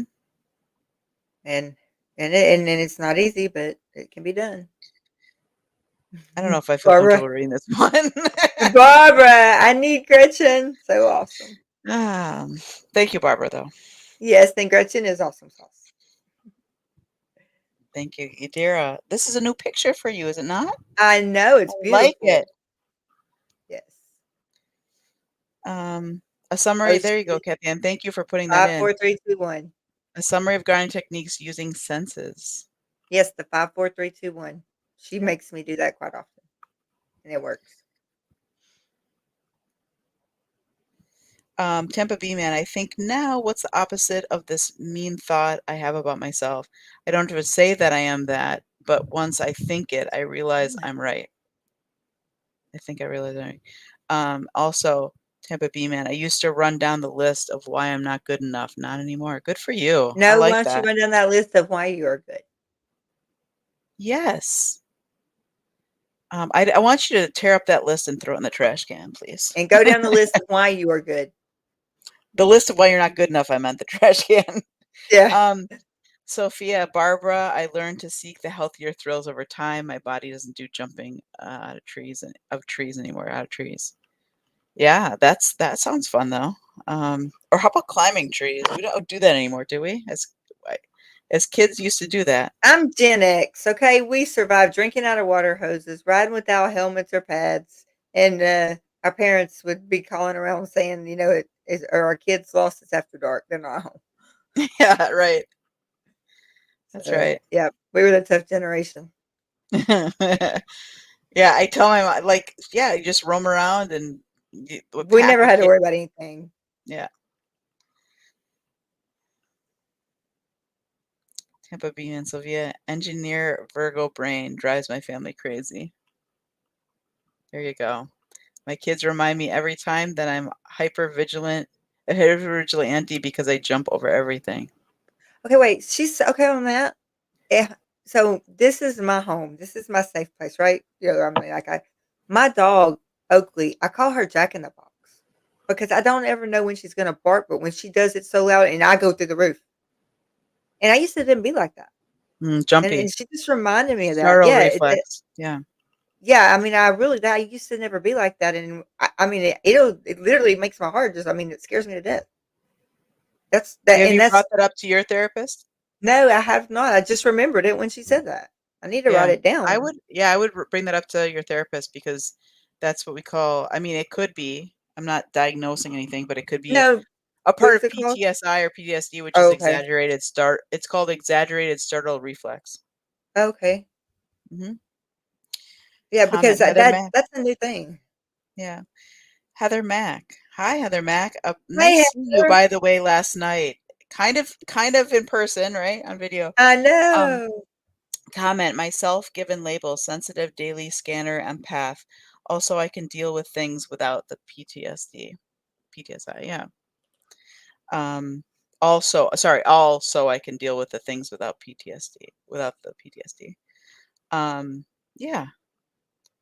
And we all have our ways of kind of thinking about it, and part of it's also changing the narrative. Like Kathy Ann was helping in the chat earlier with Keilah about thinking about Nashville a different way so that it makes it like, okay, I'm changing my mindset about it so it could be more approachable for me. Shauna B, my dad was a drummer and introduced me to the love of music. It's our special place. I meet him there when I listen to music. Oh, That that's so is nice. amazing. That is really that. Oh wow, That's a special connection. it is. And yeah, something you always have of his. Sophia, I probably spent a quarter of my early years in the ER because I jumped off everything or climbed up everything, and it didn't always work out. So what? There you go. I like that. And by the way, if you're spending like a quarter of your early years, that's when our bodies are the most resilient, right? They bounce back. So Mhm. that's probably a good, if any time is a good time to jump off things and climb things, it's probably in those early years. I know I'm scared to death of my doctor telling me, and I didn't ask him, but I'm really scared to death that he's going to tell me I cannot ride roller coasters anymore.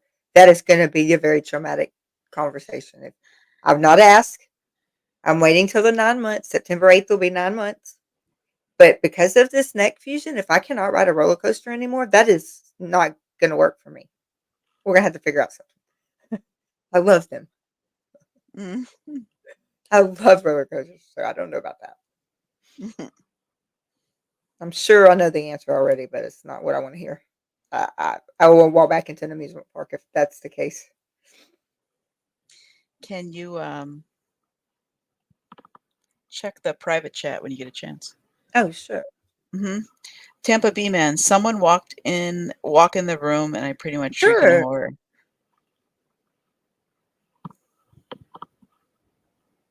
Hello, ladies. There he Oh, I is. love I it. love I that, love that it. voice. Oh my That voice just God. kills me, John. Oh, please talk Oh, again. come on. Keilah, I just Oh, wanted to say real quick that I know I and probably several dozen other people are planning on making the trek at some point to see Reese and Kathy Ann and, all of our friends down there. You'll have an army with you to help you make all the best new memories. And we'll thank make you. sure that we honor your friend while we're there. We have to stop and get Barbara. So you will not be alone, dear. Thank you. John, thank you. That means the world to me. That's all I wanted to say. I really appreciate that. Bye-bye. I do. He can talk.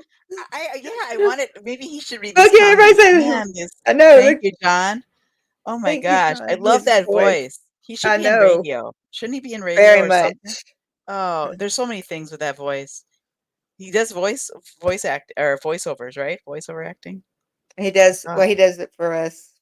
yeah, he does it for us. Just awesome. I might have too much stuff plugged in this room because my lights keep doing that. That might be what happened a while ago.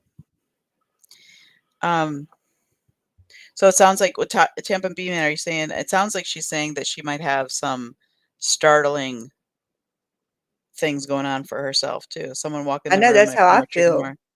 I'm just like, I mean, like, and I was never like that. That wasn't a big deal. I was used to living in that chaos. I think maybe I'm just trying to self-explain it away, but maybe it's because I'm not used to living in that chaos anymore. So now things actually do startle me. I'm back. John, you're teasing us now. Sorry. I know, I have, right? I actually have a legitimate question. Mhm. So here's one of my things. I have anxiety from time to time, as I'm sure a lot of people do. And I have a really tough time grounding myself. And I've tried several different techniques, and you guys have suggested a couple here that I want to try as well. But I had, as many of you know, or some of you may not, I had a severely handicapped daughter who passed away 10 years ago. And she, up until the age of 10 years old, she never had any issues, medically, beyond what she already had going on. As soon as she hit 10 years old, she needed to have an in-office procedure done one day. And I took her up to the hospital to have it done. And she had the strangest reaction when we walked in to the surgical wing, and she saw all the lab coats and the scrubs, and she had her first seizure. And it killed me. It was, it was really scary because I had known people that had seizures, but I had never actually experienced one. And, she was in a wheelchair, and obviously it was pretty violent. And it scared the heck out of me. But ever since that point, she started having seizures. And right up until the day she died, she was still having them. And the doctor told me that they were pain induced, that when she got to a certain level of pain, that would trigger the seizure. And I just wondered, Keilah, because I know you've shared with us many times that you have seizures. Have you ever in your lifetime been able to identify specific triggers that set you off? One is the base of like a car or a truck that have like I their mean, that stereo low rumble? systems, the boom, boom, boom, Oh, the okay. vibration of that, and when I start feeling it in my chest, and I'll start feeling in there, and I don't know if just the way that it makes me full of anxiety, I'll just get full of anxiety, and I don't never know if I'm gonna have a seizure or not. I mean, I just don't know. My dog knows, but I don't. And Are you aware of them when you're having them? nope, not at Oh, all. Not until I wake up and I'm like, it takes me a few minutes, the postictal part and everything to come around and then figure out where I'm at. I'm so confused. But yeah. that and obviously during the EEG, the strobe light effect, I can go to a concert, Mhm. but I close my eyes if they start strobing real fast. I know how to be very aware of that. And also in the EEG, which I can never pass. I fail it every time because the strobe light causes them immediately. Really? Those are the only things that I I know. And stress, like if I'm full of stress, I know to calm down. I If I think get that I, I think that's what where I was heading with that, because yeah, I've heard that extreme stress can trigger them too. So and they I do. just always wondered. Yeah, Yeah, it that's the was. only things I can. Sometimes I was having them for no reason at all. I mean, that's why they can't figure out what caused them. I mean, it just is. So you're saying that even now, at this point in your life, now you've Mhm, had them your entire life, they mhm. still don't know what's causing them? No, they don't know what caused they and Oh, you can call it epilepsy, seizure disorder, whatever you want to call it. I mean, yeah. I'm on anticonvulsants and benzodiazepines for that. And when I still have a breakthrough seizure, I mean, your body's going to do what it's going to do. And I'm even living the most stable life I could possibly live, which is right now in Mhm. my life. I still have breakthrough seizures. And it's Hmm. usually if I've been upset really bad at work, I'll find I'll realize what I don't realize it then, but then just like after I've had the seizure, it's usually like the next day or the next night or something like that, then I'll end up having a seizure, and I'm like, I can't go 6 months without a seizure. Hmm. Okay. So I try not to keep myself in that state because I know, and that's my therapist. Her main goal is for me not to have any seizures. That's the main goal right now, is to keep Right. it, because she's noticed a pattern. She says it's when you've worked, and she'll tell me, or when we've talked about A, B, C, or D. She said things that are around your environment now. It's not anything from the past coming up. It's stuff that is happening now. Okay. So So that's that. even though the science has come a long way, it still seems like we still have a Just long way to go. Yeah, we do, because your neurons are misfiring, your brain's misfiring, it's overfiring. I mean, and Right. there's just no control. Hmm. Okay. Thank you. John, I just have one last question for you. Sure. I thought we had a good, rapport here, and now I see you wearing a Michigan State Spartans shirt, which I don't know if is that what you're wearing, a Michigan State Spartan Yes. shirt? Yes. Did you know I'm a Wisconsin Badger? Might be a problem for us. Wow. It could be Maybe a worse. You could be a Michigan Wolverine, so I'll forgive you if you forgive me. Yeah.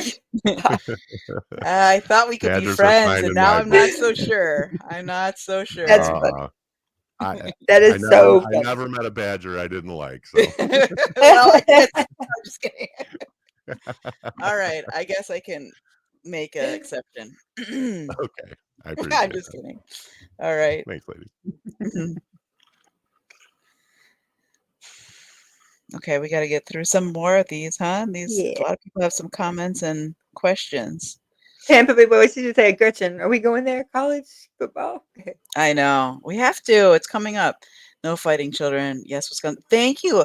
Aria, where are you? Are you a Wisconsin girl, lady, person? Please tell me you are. Please tell me I have some backup in here. Because I guess I have, you know what? You'll be happy to know this, Keilah. I have a bunch of Dallas Cowboy fans on my street. Bunch. I am a fanatic. And I always ask them, by the way, one question quickly, or one little statement. I met a former Dallas Cowboy, and no one knows who he is. He's from the 90s, not like a Deion Sanders or anything, but Daryl Clack. Do you remember him? No one knows who he is. He was Anyway, second string or third string. He wasn't main player. He wasn't. what was his 18. position? Anyway, I met him because the autoimmune thing. He had autoimmune disease. It's like very rare. And his blood cells got down real low, and they caught it, and he would just happens to be like at the right place at the right time. That's so cool. And there's like only like a handful of people that, are living with it. And I was like, why is that? He's like, well, pretty much because they don't Right. detect it quick enough and they pass away. But I'm like, wow, that's amazing. Yeah, when I went to Robin, Texas Stadium, I was like in heaven. I was like, oh my God. Robin Miners, question: do you think breathing techniques help when the adrenaline starts running, like when you're really pissed? Yes, they do. Yeah. You can stimulate your parasympathetic nervous system, and that takes your adrenaline down. I think when you're really pissed, really upset, like the cognitive type strategies aren't going to help. You have to get speaking to Keilah's point, you need to get your physiological, like your physical anger symptoms down enough that you can actually be in at least a calm enough state, not super calm, but calm enough To, state to be able to cope or ask, to be tell your receptive to mind to calm people. down. Yeah. To be receptive to even people trying to help you or, that kind of thing. So, Yep, I have to get my parasympathetic nervous system going to get. But I really try not to get that. If I get that mad, then yeah, I'm probably not in a good place in my mind, and that's probably when the seizures are going to start. Aria, maybe I should get in touch with you after this. I'm curious where in Go for it. Wisconsin you are. I was curious where in Wisconsin you are, but I don't want you to tell any information you don't want on publicly, but I'll get in touch with you because I'm curious. I grew up in Madison, so I still have a lot of family in the Madison, Milwaukee area. Sophia, you have a lot of you have a lot of responsibility though, and that's pressure and stress. She's talking about what we were talking about earlier about all your obligations and things, Keilah. Yeah, I think those are okay. So just like building weights, and this may be crazy for some people to hear, but that's okay. That's how I deal with it. So it's just like starting weightlifting is the way I look at it. Okay, so I started out with very little responsibility because 20 years ago I had no idea what I was doing in mental health. But as I grew and as I learned my brain, and you just grow with it. So the responsibilities that I do have a lot, but they came on. They weren't just dumped on me. I've picked them up as I went, just like increasing the weights, if that Right. makes sense. Right, it does. Yeah. But then but then there becomes a point where the emotional bandwidth, I know this for myself because the work I do you have to be really emotionally present to do therapy. And there's some things I have to do extra on certain days Mhm. just to make sure that I'm in a good enough state, because the emotional bandwidth is not always, Mine it's either, overloaded. and she'll tell me, "Do we need to reschedule this, or do you need to call me when you're?"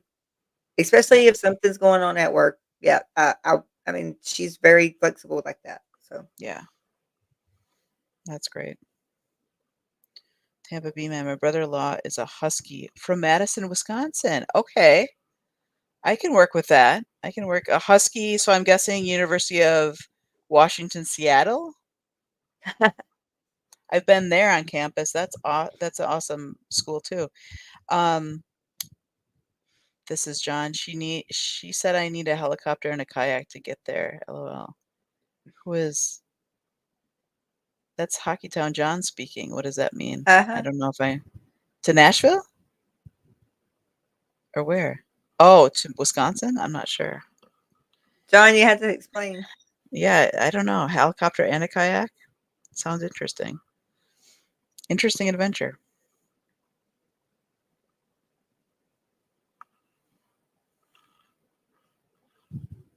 Oh, Aria lives in the boonies. The boonies? She said she would Okay. message you private. Yeah, of Gretchen, course. Aria did. Yeah, Yeah, about where she lives. Yeah. yeah. Oh, Robin. So those breathing techniques work, and you may not can do the 5 4 3 2 1 or the 3 3 3, but you just there's some on mindfulness that just take a minute to do. But I do the 10-minute de-stress if I'm at work and I'm in the impasse part is overwhelmed because of all of my residents around me. I will go in my office, lock my door, and I'll do that 10 minute. I'll do it for 10 minutes. It's a de-stress just to get everything out. Well, yeah, look up breathing techniques, Robin, because there are like alternate nostril breathing where you kind of breathe in Yes, one nostril and then close it and bleed out the other. There's the 3-3-3. There's box breathing there where you and pause and hold. yeah, There's so yes, many different. There's one that I personally have tried and can never do, which is you breathe. Let's say you breathe in for and you you hold breathe it. out for you breathe in for 2 or 3 seconds, but then you breathe Yes. out for a longer amount of time. So that's always been hard for me. That stimulates the parasympathetic. That one Yeah. does, yes. Again, there's the grounding technique, so check those out. Yeah, And it's amazing definitely. how the different breathing they do different things. It's not just like in your head, you're thinking this. I mean, I can sit there and go my watch, breathe in, exhale, inhale, exhale, and it makes you hold it. It it does matter if you're breathing in or out through your nose or your mouth or things like Right? that. It stimulates different parts of your body. Yeah. Tampa Bay, I'm probably not husky. I'm not into that into college football. I just pretend. Why do you need to pretend? No pretending. Unless you have a partner or something or someone else in your life that I'm the only one in my house that watches football. They can't stand it. I does it. tell them. I have to say, I'm more of a college basketball lady. We're a basketball house here. My husband plays basketball. My son plays basketball. I like watching college basketball over pro. I know maybe that's not, I don't know, but that's my thing. Um, I am so like a yeah, sports freak, though. I mean, I live in the South. Football is like inbred in me. Okay, that's like you. I was on the dance team for 4 years in high school. I mean, you isn't definitely. high school sports like, yeah, isn't there a high Oh, school that's sports like thing? yeah. You ought to watch Friday Night Lights or anything Oh, I like have that. watched it. Oh, I've Okay, watched it. so Yep. it's that intense plus some. Yeah. Tammy being there's a drink a beer as fast as you can count to 5. Yes, that one. Okay. There's like 800 people in my town. Hello. I've probably been, I don't know. I've been to a lot of places in Wisconsin, so it'd be interesting to see where I've never been I there. I've had some friends up and I had some family that have like cottages. The big thing is you have a cabin. Some people have cabins up in the north part where there's like beautiful nature, beautiful lakes, and you go up there in the summer when it gets warm. If it's So, cold, I don't want to go. yeah, right? So, Are we at the end? Oh wait. What's this? Oh, I think it's very. yeah. Okay, thank you, John. One other thing I think Kathy Ann put in there, and the spoon theory for chronic pain and fatigue. That's something that's really good to look at for people with chronic conditions. It's like what I was talking about when you have limited energy and you can only spend it on certain things. And it's also good for awareness for people around you. Like if you say, hey, I took longer than usual to get ready because I had to get ready for a special party or something. That takes a lot of spoons. Or, some days depending, I you just might. get told that I'm always late, and I'm always late, and I'm always late. I'm gonna and then they start telling me that we have to be there at 4 when we don't really have to be there till 6 because they know I'm not going to be ready till 6, and I can start at 9 in the morning. Yeah. It's not intentional, but no one understands that. I generally breathe. Sophia says I generally breathe the diaphragm as a childhood singer. Oh, nice, and horn player. So that breathing techniques are just built Yes, in. That's pretty neat. Yeah, I didn't think about. I mean, singing especially with the breathing, but I didn't think about it from a playing an instrument perspective. That's pretty cool. And I would imagine breathing. Olympics just passed us. Like I it's like swimming, things like that. Like if you're doing a sport that you need to do a methodical type breathing pattern. Um, or even I think people in track and stuff. I mean, it's interesting. Different activities we did as when we were younger. That's pretty neat. So you know how to do that. It's well practiced. Okay. Um, I'm Kathy trying. Ann, I want to show you Luther is here. He was laying on my lap the whole time, guys. He doesn't like the show. I mean, he doesn't like to be on screen, but there he is. He's my pug, 4-year-old pug, and he's a little bit sleepy. But he was not taking notes. He was not doing much during our meeting today or our talk. But he is always a sweetheart. That's for sure.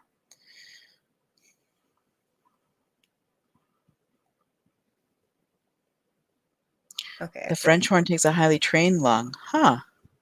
Yeah, I played that in 7th grade. I'm not musically talented like that, but yes, it does. It's hard to play. Yeah. Awesome.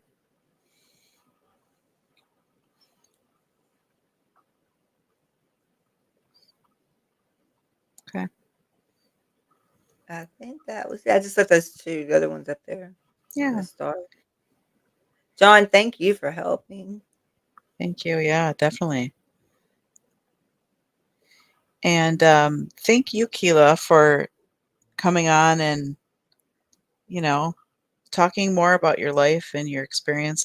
I hope it's helped people and just, if anything, I If think part of our our desire here is just to normalize things and say, it's yeah, okay to talk about it. It's okay. We all have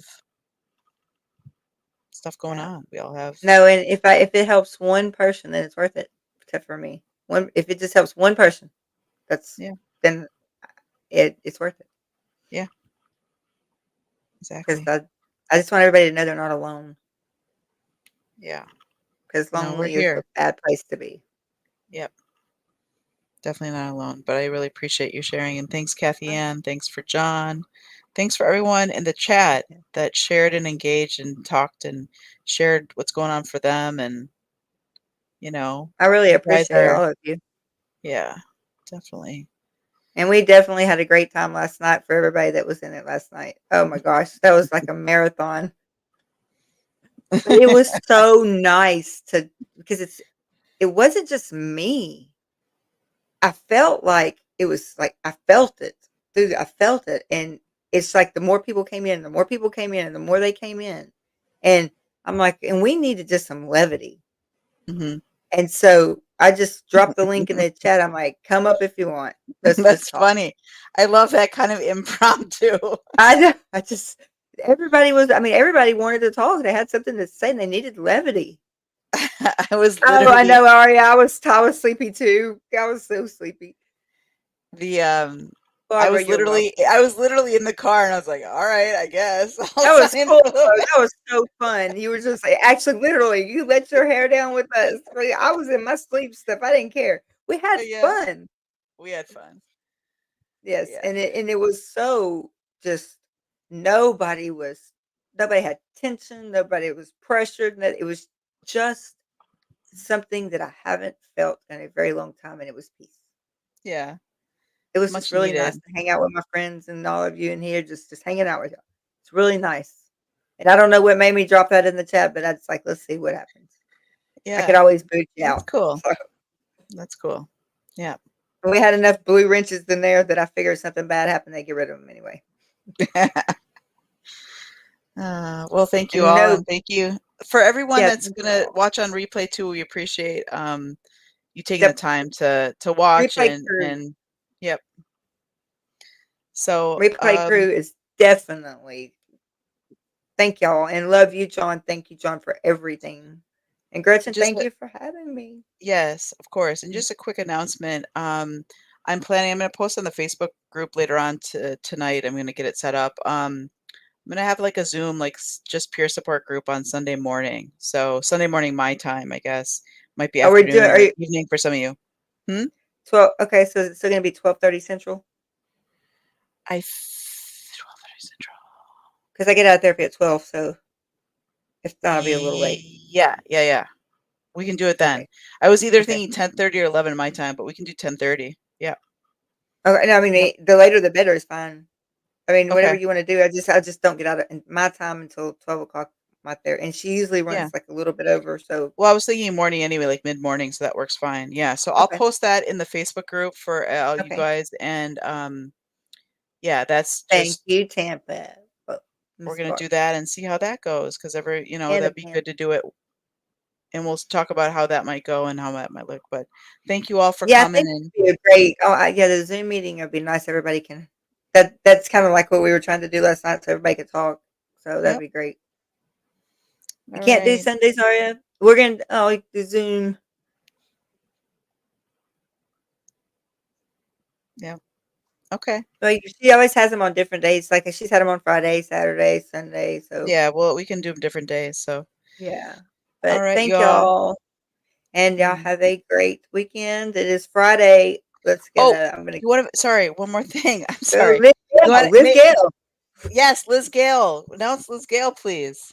Oh yeah, that would be very bad of me to leave without saying this. Liz Gale will be here at on Monday at 3. Wait. Okay. There we go again. Third Miss West. Goodbye. I can't leave without saying Liz Oh Gale. my gosh. How could we? Yeah. 1 o'clock, 1:30 Central or no? I don't know. I have to look now. It is 1 o'clock my time, I think. 3 o'clock your time, Central. Okay. Let me make sure because I keep saying the wrong Ari thing. is like, okay, this is the third time. Third time, I know y'all. I'm trying. I have to Yeah. make sure this is right. I don't like being wrong because Liz Gale is my friend, and I'm not going to do her wrong. So, I'm looking right now. And while she's looking that up, we're going to be talking about, well, a few different things, but one in particular that we want to talk about is parenting after being in cult, how that looks, what That's challenges, what things that come up, how she's been able to navigate that for herself and with her partner. and today was her son's birth, or was it today or yesterday? I was talking to her that today it was her son's 18th birthday. Yeah, his 8. He turned 18. Yeah. It's off to So college. I'm Right. looking. It's 1 o'clock my time. So it's 1 o'clock your time. So it's 3 o'clock. Check the channel for more information. I'm not even Right. in the channel. I'm looking. You've got 5:30 Central, so it's 3:30. No, that was today, Keilah. Oh my God, y'all! I can't keep up with this. It's 1 o'clock my time. 3 Okay, o'clock so it's p.m. 3 o'clock my time. Central. Yeah, on Okay. Monday. Let me put that in there to make sure it's on here. All right. Well, thanks all for coming, and hopefully we'll see you on the next time. Yep. Thank y'all. I appreciate it. Let me fix this. All right. I'm lagging behind. I'm used to Kathy Ann. Bye, y'all. Thank y'all. Bye bye.